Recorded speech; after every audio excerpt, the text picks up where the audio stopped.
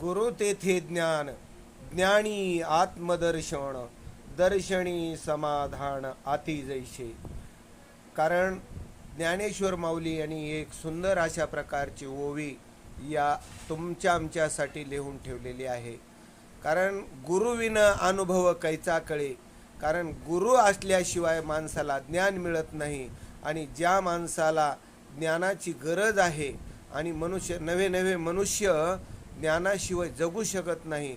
ज्या माणसाला त्यांच्याकडं ज्ञान असतं त्या माणसाला जगामध्ये मान असतो. म्हणून जेवढं जास्त ज्ञान मिळवावं म्हणून ज्ञान मिळविण्यासाठी गुरुला शरण जावं लागतं.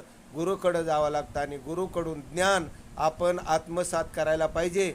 आणि इतर आडराण्यांनी भरलेलं जे जग आहे त्या जगाला ते ज्ञान आपण दिलं पाहिजे.